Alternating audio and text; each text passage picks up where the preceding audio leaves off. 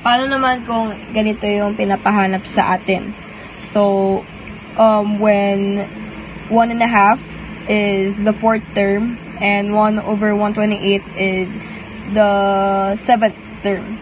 And ang pinapahanap sa atin ay yung first term. Yuri, paano yan? Bakit hindi natin masasolve yan? Kasi wala tayong a sub 1. Pero, naalala nyo yung nagawa ko video about arithmetic mean.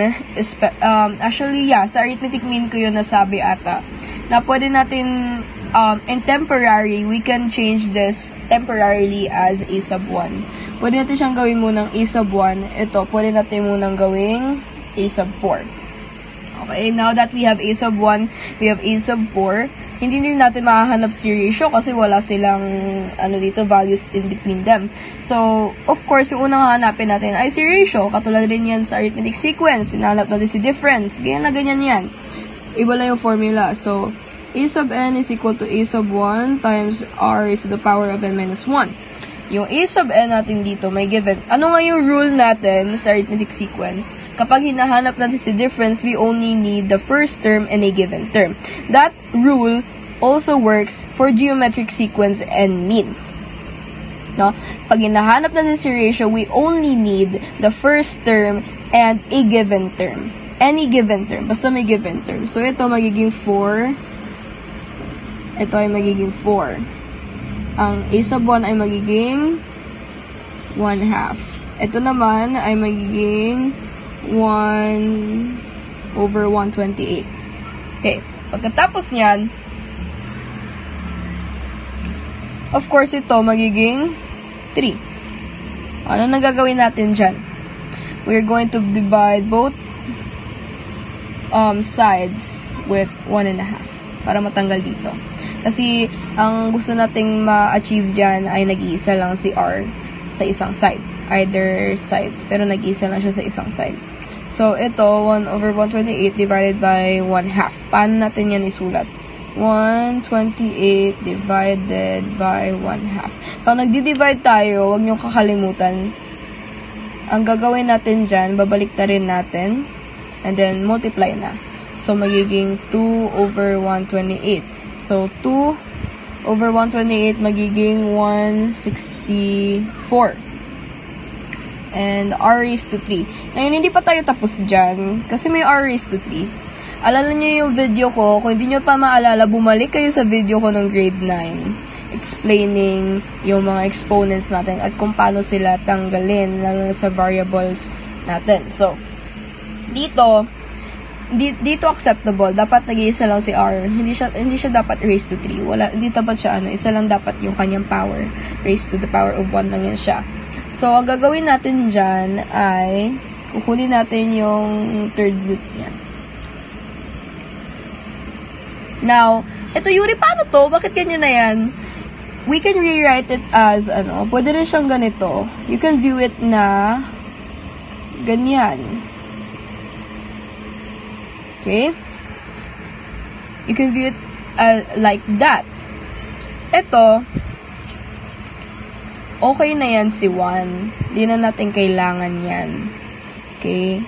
Yan, parang okay na yan siya. 1 na talaga yan. Ito naman si 64. Anong number yung mamumultiply mo sa kanyang sarili? Yung ganito kasi, paano mo sagutan yan? Anong number ang pwede mong mamultiply sa sarili niya ng 3 beses na magiging product niya ay 64? That is, let's try 4. 4, 16, 64 nga. And then si 4. So, 4 ang yung number, isang number na pag minultiply mo siya sa sarili niya ng 3 beses, ang magiging product niya ay 64. So, 1/4 ang ating ratio. Ngayon na may ratio na tayo, since may ratio na tayo, 1/4, pwede na tayo bumalik sa dati. Pwede na tayo bumalik sa dati nating posisyon. Wag na yan. Din na yan sa a sub 1, din na rin to sa a sub 4. So, ito na sa a sub 4, ito na sa a sub 7. Pwede natin mahanap si first term.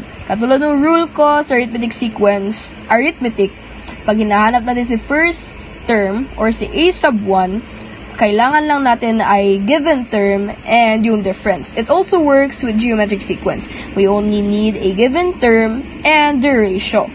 Okay, ano nga ba yung formula natin? It's a sub n is equal to a sub 1 times r is the power of n minus 1. So, ito, syempre piliin na lang natin yung mas madali, a sub 4, which is 1/2. 4, 7, diba? So, a sub 1 missing, wag mong wag mong pansinin yan. Ito, a sub 4, 1/2. And then, si ratio ay 1/4.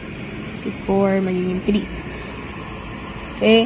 Distribute lang natin yan. So, magiging 1 over 64. Diba? Kasi 3. 4 is 3. 64 yan siya. So, magiging a sub 1 multiplied by 164. So, you're going to divide both sides with 164 para matanggal, para maiwan lang yung variable sa isang side. So, of course, para i-multiply i-divide yung ating mga fractions, paano tayo mag-divide ng fractions? Baliktarin natin to, si 164, magiging 64 over 1, gawin natin improper. And multiply natin. So, yung multiply natin pag ganito, 64 divided by 2. So, our a sub 1 is 32. So, yan yung process. Isa pang example for geometric sequence. 40, 200, 1,000. At ang pinapahanap sa atin ay ang 12th term. Parang ano yung number na to? Parang malaki. Okay, so, dito sa video na to, papayagan ko kayo magamit ng calculator. Pwede kayo magamit ng calculator. Sa akin lang. Pero siguro sa mga advisor niyo sa math, no. Wag. Paalam kayo. Pero malaki talaga yung number na to. Pero, as you can see, meron na tayong a sub 1. Hindi na tayo maghanap. And then, you could also find the ratio. No, 1,000 over 200, 5. 40 over 8, 5. So, ratio natin is 5. At bigyan na tayo ng n term, which is 12. Diba? Ang pinapanap sa atin is yung 12th term, yung a sub 12. So, madali na lang yan. A sub 12 is equal to 8 multiplied by r, which is 5 raised to 12 minus 1, magiging 11. Okay, so si 8, oh no, magka-calculator na ako.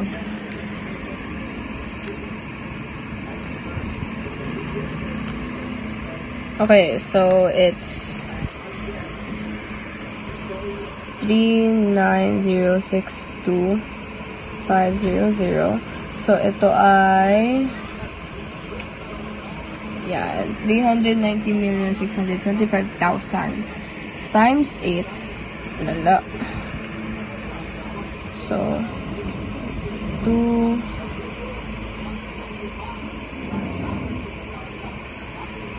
okay, so it's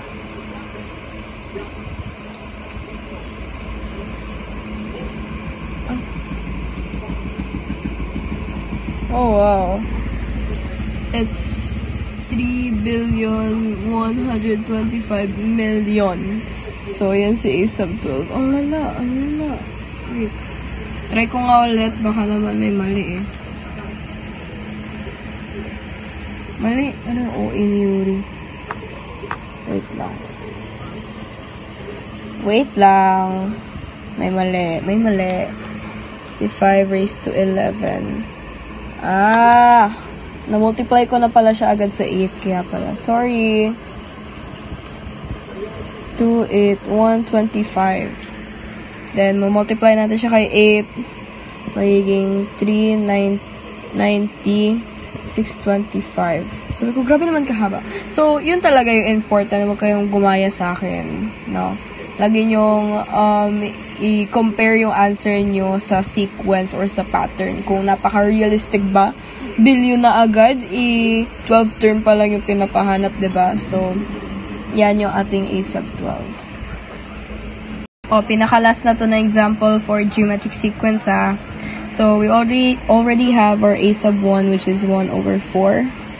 1/4, and then pinapahanap sa atin ay yung 10th term. We can also find na yung ating ratio, 16 over 4, that's 4. No, 4 over 1, that's 4. No, 4 over 1, that's 4. And 1 over 1/4 or 1 times 4 over 1, that's 4. Diba? So, ang ating ratio ay 4. So, hanapin na natin yung 10th term. Is equal to A sub 1 times R raised to 9. Kasi 10 minus 1